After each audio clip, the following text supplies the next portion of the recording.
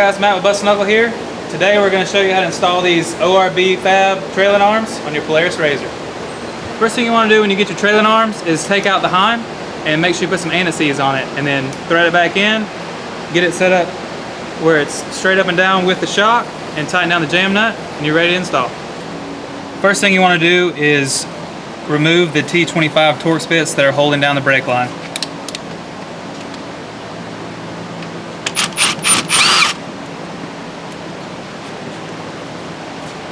Next thing you want to do is remove the radius rod bolts at the hub side, and they're 15 at both ends. 15. Next thing you want to do is remove the hub assembly from the trailing arm. There's a couple different ways to do this. The way a lot of people can do it is they'll remove the axle nut and the brake caliper and pull it all off and then get to the bolts. But the way that we do it is we just go ahead and get the 4 bolts that are attached to the trailing arm. If you put the machine in neutral, you can rotate it around and get to each one of the bolts and pull it off as a whole assembly, and it saves a lot of time. Just make sure that you don't pull the axle out of socket, and other than that, it should be good to go.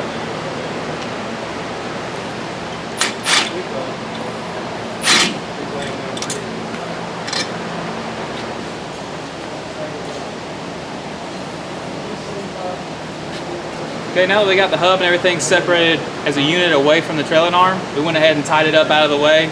This will keep it out of our way and make sure it doesn't slide out of the diff or out of socket. Next thing you need to do is just go ahead and get the bolt out of the shock, and then the sway bar end link, and then take the one out of the frame side.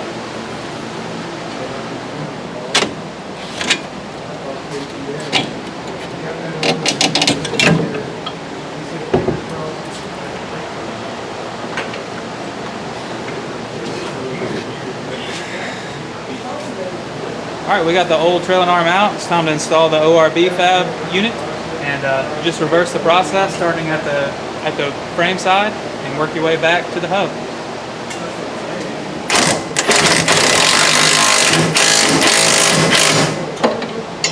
Alright, the next step is you want to go ahead and we went ahead and put the front bolt into the heim, and next you want to skip the sway bar end link and go ahead and do the shock. Make sure that you put the brake line on the inside of the shock mount, because it's got a brace here so you don't rip the shock mount off, and that way it'll go in here. On the stock one they run under the shock, so make sure you run it on the outside of the shock on the ORB ones. And the reason that you don't go ahead and put the sway bar end links on is these mounts are a little bit different, so it's easier to wait until you get both sides installed before doing the sway bar end links.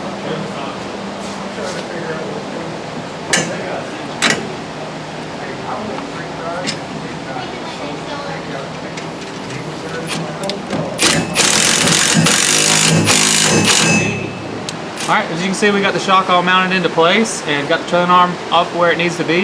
We went ahead and unhooked the strap from the hub assembly, and now we're just going to rotate it into place and get it mounted up.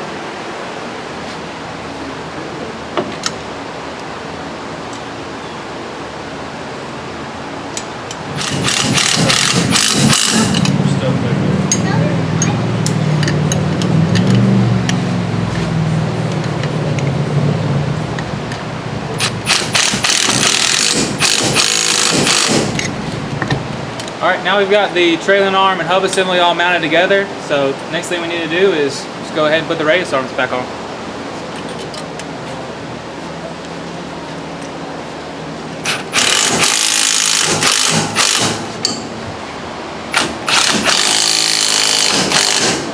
Alright, radius arms are all installed. The last thing you need to do is go ahead and remount the brake line with the hardware provided in the trailing arm.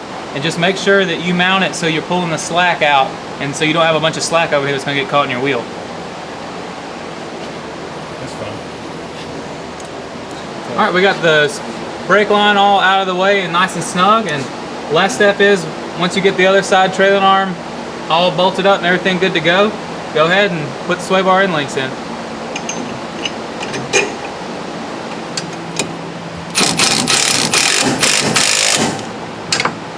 Alright, now that you got your trailing arm fully installed, the last thing you need to do is just throw a tire and wheel on it, go drive around the yard, come back, make sure everything's still tight, do a bolt check on it, go climb some mountains.